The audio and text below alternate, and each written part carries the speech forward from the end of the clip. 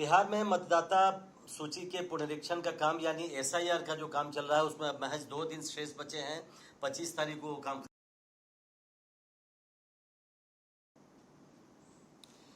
बिहार में मतदाता सूची के पुनरीक्षण का काम यानी एसआईआर का जो काम चल रहा है उसमें अब महज 2 दिन शेष बचे हैं। 25 तारीख को काम खत्म हो जाएगा, लेकिन इसको लेकर कई तरह के सवाल भी उठे हैं। उसमें कहा जा रहा है कि कमियां हैं या दिक्कत हो रही है कई लोगों को। हमारे साथ है जेडीयू के बांका से सांसद गिरधारी यादव जी। गिरधारी जी, मैंने आपका एक बयान सुना, आप कह रहे हैं कि इसमें लोगों को दिक्कत हो रही है। किस तरह की परेशानी हो रही है लोगों को? चुनाव आयोग एक संवैधानिक संस्था है और उसको सबका बात सुनना चाहिए। इस देश और इस राज्य बिहार की जो गरीब जनता है उसको पता ही नहीं है। और दूसरा बात है, जो हमारे गरीब मजदूर हैं जो जीवन यापन के लिए, अपने बच्चों के भरण पोषण के लिए पूरे देश में कल कारखानों में बिल्डिंग बनाने में काम कर रहे हैं, वो कैसे इतना कम समय में आ पाएंगे? बहुत का। दूसरा बात है, जो उनके जहाँ वो काम कर रहा है उसका कल कारखाना बंद हो जाएगा। जब छठ में लोग जाता है तो बिहार का जो कल कारखाना है और देश का जो कल कारखाना, वो बिहार के मजदूर जब चले जाते हैं तो वो बंद हो जाता है। इसीलिए हम चाहते हैं कि चुनाव आयोग लोकसभा के बाद पर्याप्त समय था इलेक्शन कमीशन के पास, उस समय करा लेता। और अभी 1 महीना में कराने का कोई मतलब नहीं है।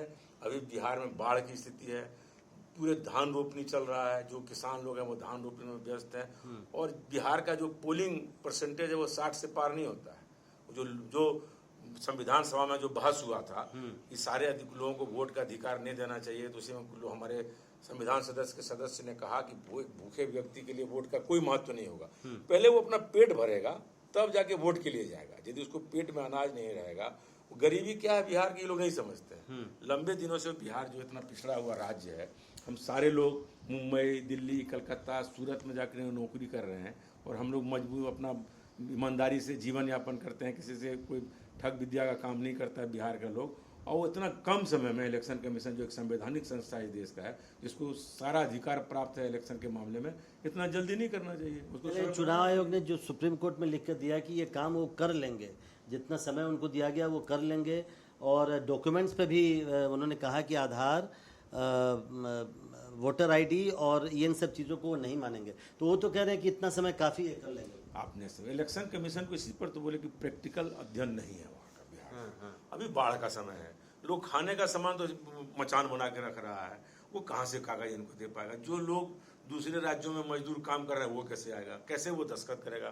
फोटो लगाना है, दस्तखत करना है, कितनी समस्या उनके साथ है। इनको कह रहे हैं, जो बात ये इतनी आसानी से कह रहे हैं कि वो कर लेगा, वो हो नहीं सकता है। ये कोई अकस्मात जो है 1 महीना के अंदर बिहार का जो जनता है, वो केरल का जनता नहीं है कि 95% उसका रेशियो पढ़े लिखा। यहाँ कितना लोग पढ़ा लिखा है हम लोग भी जानते हैं। 30% 40% से पार हमारा है ही नहीं। ज्यादा लोग लेबर का काम कर रहा है, मजदूर का काम कर रहा है। पलायन हर जगह है, बाकी जगह स्किल्ड लेबर का पलायन है। हमारे बिहार से अनस्किल्ड लेबर का पलायन है। इसका मतलब है कि हम पढ़े लिखे नहीं, हार्ड वर्किंग करते हैं। इसलिए हार्ड वर्किंग लोगों को पर्याप्त समय देना चाहिए। इलेक्शन कमीशन का राइट है कि चाहे वो मतदाता पढ़ा लिखा हो या मतदाता पढ़ा लिखा नहीं हो, सबको समान अधिकार प्राप्त है। इलेक्शन कमीशन का दायित्व है, वोट का एक समान अधिकार है। तो उसको बनाने में जो लोग हमारे जानकार नहीं हैं उनको समय दे के, उसको अच्छे तरीके से उसको समय दे के वोटर को बनाना चाहिए। इलेक्शन कमीशन का दायित्व है कि वो करे इसका। नहीं, जैसा मैंने कहा शुरू में कि अब 2 दिन केवल बचा है, तो अब क्या किया जा सकता है? अब तो ये काम लगभग खत्म होने को आया, तो क्या आप चाहते हैं कि इसका समय बढ़ाया जाए या कुछ और किया जाए? हालांकि इलेक्शन कमीशन ने कहा कि जो दस्तावेज देना है वो अब 30 अगस्त तक भी दे सकते हैं। एक बार कोई दस्तावेज, एक बार अभी नाम दिया, उसके बाद दस्तावेज दिया, यही तो प्रैक्टिकल बात हम कर रहे हैं। आपको जो करना था एक ही साथ कर लेता, फिर लोग कहाँ दस्तावेज खोजेगा, फिर कैसे अपलोड करेगा? जितना लोड और अपलोड का बात ये कर रहा है बैठ के, वैसा गाँव देहात में नहीं होता है।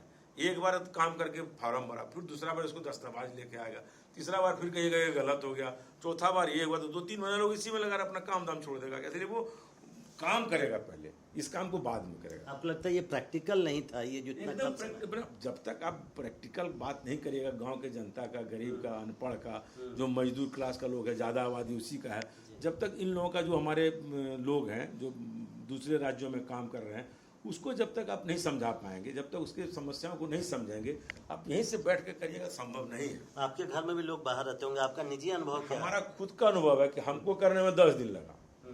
हमको फ़ोटो जुगाड़ करना है, मेरा बेटा का सर्टिफिकेट जुगाड़ करना है, बेटी का करना है, तो उसके लिए हमको फ़ोटो लेना है, सबके लिए हमको 10 दिन का समय लगा। मेरा बेटा अमेरिका में है, वो कम समय में कह रहा, वो कह रहा कि कर जब कब वहाँ यहाँ दिन होता है तो वहाँ रात होता है, नहीं तालमेल बैठ पा रहा है। हम फॉर्म भर के लिख दिए कि माई सन इज इन अमेरिका, आपको रखना रखिए, नहीं रखना रखिए। ये तो दायित्व भारत सरकार का है, ये दायित्व इलेक्शन कमीशन का कि कोई वोटर का नाम नहीं कटे। इसके पहले तो आप कह रहे थे हमको अधिक से 18 साल के एक लोगों को नहीं छूटने देंगे, और आप कह रहे हैं कि हम हटा देंगे। ये तो समझिए, समझ में नहीं आ रहा है इस देश के गरीब जनता का, जो लोक कल्याणकारी राज्य है, ये जो हमारी संवैधानिक संस्था है, इनका भी दायित्व है कि लोकतंत्र की रक्षा करे। जब लोकतंत्र पर से लोगों का विश्वास उठेगा, इस देश के पिछड़ों का, शेड्यूल कास्ट का, शेड्यूल ट्राइब्स का, माइनॉरिटी का, तो मुश्किल हो जाएगा देश को चलाना। लेकिन आपकी पार्टी और आपका गठबंधन तो इसके पक्ष में है, वो कह रहा है कि ये तो होना ही चाहिए, जो गलत वोटर है वो हटना चाहिए, इसमें गलती क्या है? ये गलत सही का यहाँ कहाँ बात है? लोकसभा में वोटर वो सही हो गया और विधानसभा में गलत हो गया। जब हम चुन के आए तो गलत वोटर से आए, हमारी सदस्यता खत्म करिए। जब हम गलत वोटर से चुन के आए तो 6 महीने में कौन सा वोटर सही हो गया? 6 महीने में कितना लोग मर गया होगा?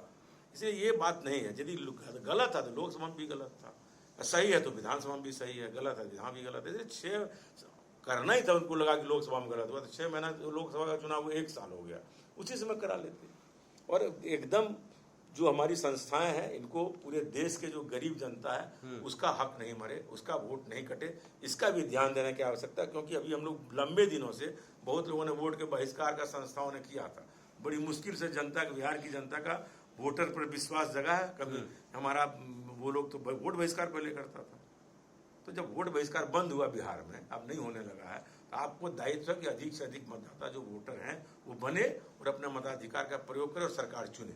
आपकी पार्टी तो लेकिन सपोर्ट के लिए, आपकी पार्टी ने एनडीए, ये मेरा व्यक्तिगत विचार है। हमारी पार्टी क्या कर रही है नहीं कर रही, हमारी पार्टी को भी विचार करना चाहिए इन बातों पर, क्योंकि ये तो हमारी पार्टी तो सेकुलर पार्टी है, हम भी समाजवादी विचारधारा के लोग हैं। समाजवादी विचारधारा में विचार क्या है कि कोई भी समाजवादी 5 साल तक अलग भी नहीं रह सकता है और 5 साल तक साथ भी नहीं रह सकता। हमारी पार्टी किस दिन फिर इंडिया गठबंधन में आ जाएगी कौन जानता है, या हम ही लोग किस दिन इंडिया गठबंधन में आ जाएंगे कौन जानता। हम लोग कोई क्या कहते हैं, बीजेपी और आरएसएस के सदस्य थोड़े हैं, हम लोग तो समाजवादी हैं। पहले सब एक साथ थे, विभिन्न घड़ों में बटे, फिर हम लोग एक साथ हो जाएंगे, वो अलग बात है।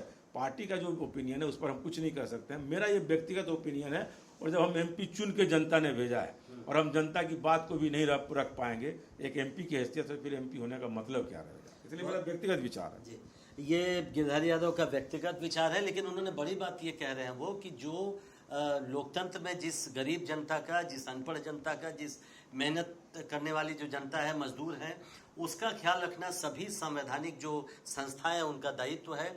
और इसलिए ये जो पूरी प्रक्रिया चल रही है वो जल्दबाजी में की गई है। थोड़ा और समय दिया जाता तो ज़्यादा बेहतर होता।